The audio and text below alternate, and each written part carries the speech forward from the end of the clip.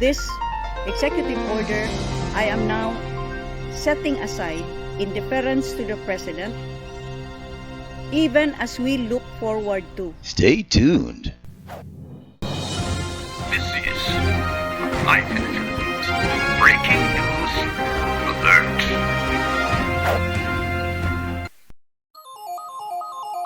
Hello and welcome to Life in the Philippines. I'm BobbieD. In today's video, we'll show you how Governor Gwen Garcia cancels her EO 23 but continues Swab on arrival in Cebu. Watch this video to the end for a better understanding, and be sure to like, comment, and subscribe.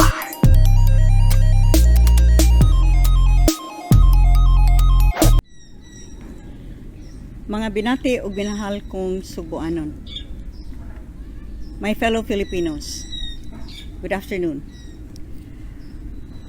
I know that for many of you, members of media, you have been trying to reach me the entire day, requesting for my reaction to the President's statement yesterday night as regards the implementation of the IATF guidelines in Cebu. You will forgive my inability to respond since I was then on my way to this island of Bantayan. I am now in Santa Fe, Bantayan. We had just finished another round of caravan of provincial government services where we distributed vitamins to our frontliners, all BHWs, BNS, daycare, Baha, Tanod, BHERTS, as well as all of our senior citizens. We distributed assistive devices to our PWDs and distributed vegetable seeds to all of our district supervisors in the Department of Education and all of our chiefs of police in continuance of the Sugbusog program, now expanded to all of our high school and elementary schools in the province of Cebu, as well as all police stations in the province of Cebu. So as you can see, I have had my hands full. But now that we are through with what I considered was really a very important activity, I am here now to respond to your many, many questions, and in response, allow me to merely make a statement. For the past several weeks, the nation has been witness to a clash of opinions as well as protocols between the IATF swab on the 7th day, 10-day hotel stay, and 4-day quarantine at home protocol, and the Cebu protocol, which takes the swab on the day of arrival or swab upon arrival with a negative result in 2 or 3 days. The ROF or OFW is allowed to go home to continue his quarantine period, his 14-day quarantine period in his own home. And on the 7th day, in compliance with the IATF guidelines, another swab is taken. These protocols, embodied in EO 17, were later adopted by virtue of a provincial ordinance 2021-04. And as far as the province of Cebu is concerned, this provincial ordinance was the effective law of the province. Many opinions have been cast.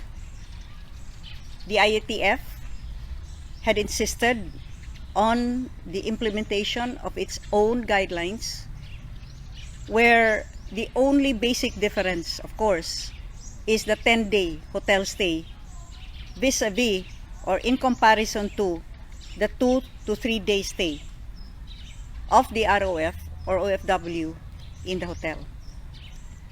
Because all the rest we are in agreement. There also still is a 7th-day swab, and the entire 14-day quarantine is completed, whether it be in the 10-day hotel stay and 4-day stay at home, or in accordance with the Cebu Protocol, a 2 to 3 day hotel stay and then spending the rest of the 14-day quarantine at home. Now, as we understand, last night, the President himself has stated that Cebu must follow the IATF guideline, which is national policy and which supersedes local law.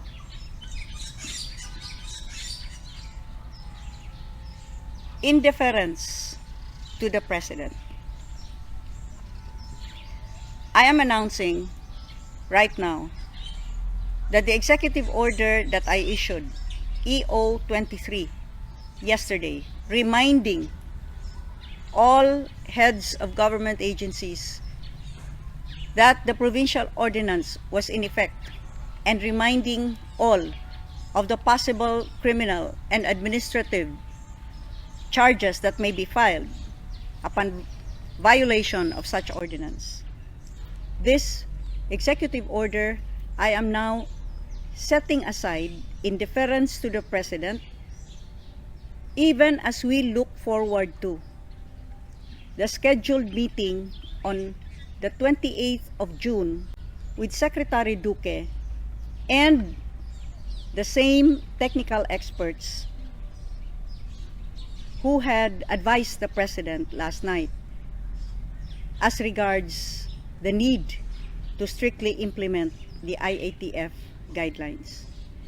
Allow me to thank President Rodrigo Duterte for recognizing the wisdom of my plea that we give human consideration to the OFWs and ROFs who come home mostly not for leisure, but for the greater majority of them, they come home for family emergencies. An additional 10-day stay at the hotel burdens our ROFs. And for this, allow me to thank again the President for announcing last night that the ROFs, aside from the OFWs, will not need to pay the hotels, since this will be answered for by the national government. This certainly lessens the financial burden of our ROFs. Insofar as the emotional and psychological burden of having to stay for 10 days in the hotel, may I plead to our OFWs and ROFs that the Cebu provincial government will continue to keep an open mind, listen to these technical experts, even as we hope that Secretary Duque and these technical experts will also keep an open mind once they come to Cebu, observe what is happening in Cebu, and listen as well, as we will closely listen to them, to listen as well to the data, the science, the experience, and actual ground reality that we shall present. In so doing, even as I set aside EO 23, we shall continue with the swab upon arrival policy, because we have found that doing this gives us better control at those that arrive already testing positive. This shall continue at no cost to the arriving OFWs and ROFs. Even as, of course, the 7th-day swab will again be ministered to these arriving Filipinos on the 7th day. So, I hope that this settles all questions that have been spinning around for the past many hours of today. We shall await, hopefully, a win-win solution after this meeting between the provincial board and the Secretary Duque and these technical advisors. For this is what, after all, we seek to find: common ground in order to reach a solution that considers all factors. Of course, safety and health, as well as human considerations and financial cost.